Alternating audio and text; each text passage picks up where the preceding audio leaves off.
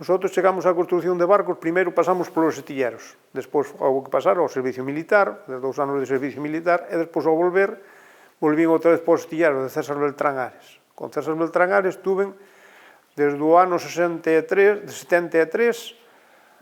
hasta o 80 que se cerrou, 79, 80 que se cerrou. A continuación viñamos para aquí, collemos isto en alquiler e dedicámonos a facer embarcacións, pero xa embarcacións máis pequenas, de recreo, e pesqueras, pero pequenas. E reparacións, e facíamos de todo. E despois, claro, foi cando foi todo caendo isto, cando se implantou logo outros, o ferro e todo iso, e foi cando nosotros houve que reconvertirse en carpintería. Como xa o vicio xa o tiñamos, non tuvemos ningún inconveniente. E eso sí pasaron os anos.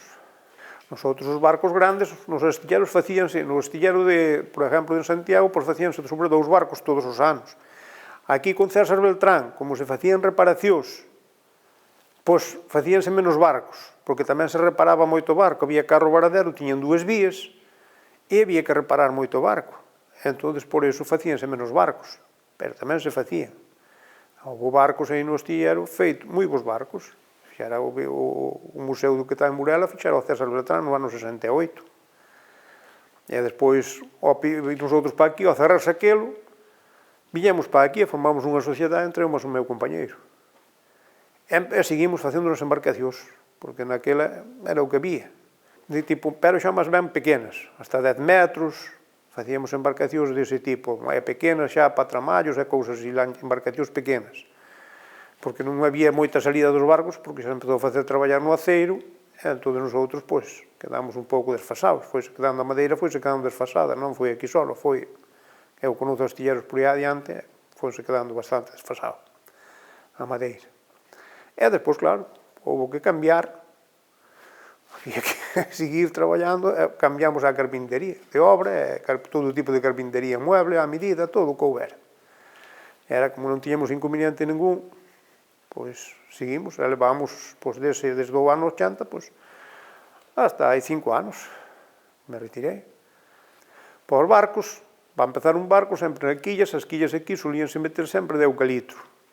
Despois toda a armadura, todo o que é cuadernaje, todo era de roble de aquí do país. E despois, para os forros, traballábase moito o pino do país. E escollíase e seleccionábase. E puñese a secar, traíanse para os astilleros e puñese a secar todo, entendes? Despois todo iba se armando, pero todo con esas madeiras do país.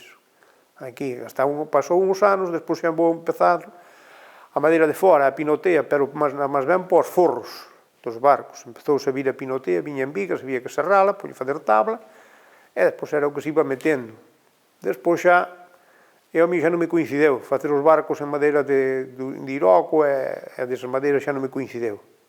Eso xa foi últimamente. Aquí, por exemplo, quen fixera algo deso fora Nécega, os últimos barcos que se fixeran forrados deso. Pero que as madeiras principales eran do país. Era o eucalipto, o roble e o pino. Bueno, eu creo que sí, que se podía revivir. Non a grandes barcos, non en grandes embarcacións, pero porque a min gustame viaxar e gustame cando vexo en sitios logo embarcacións de madeira, gustame moito eso, a madeira.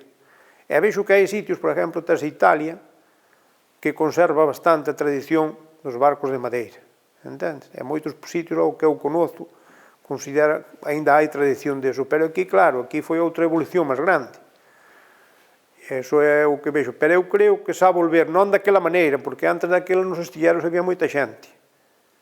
E hoxe cambiou moito todo eso. Antes aquí en Foz había 5 astilleros, e o que menos tiña, pois, eran 10 homes. 10 homes, despois en inverno sempre había máis.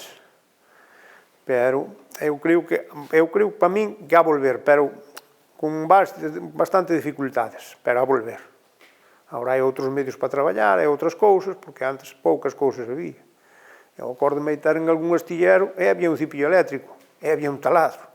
E mellor éramos 10 personas traballando, e non había máis. Por eso te digo que, a ver, eu creo que sí, pero, a ver, porque profesional isto foise acabando todo. E non queda profesional. Aquí en Foz, non sei, carpinterías de Ribeira, moi poucos quedamos. Bueno, a parte máis delicada sempre dos barcos, o arranque dos barcos, Era sencillo, entendes? O arranque dos barcos era facer no tableiro, marcabas todo a cuadernaje, ibas sacando plantillas e ibas facendo as cuadernas, e ibas armando todo, despois os forros e o rematado. O rematado sempre era o máis, sobre logo careles e todo iso, era o máis complicado sempre, que había que ter máis cuidado, había que amarrar máis, porque era onde máis golpeaba o mar, no Tranganiles, en todas nesas partes. Era onde máis que había que amarrar. Que había barcos que, claro, que o golpe de mar desclavábanse.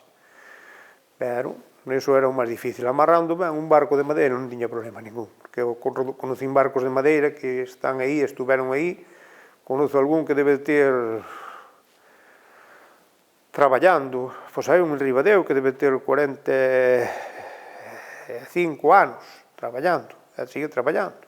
Fixeron Santiago da Puerta, está aí.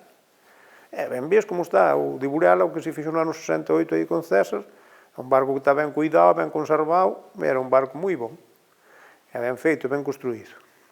Aquí había os 5 astilleros que había, construían, a verdade, que construíanse ben.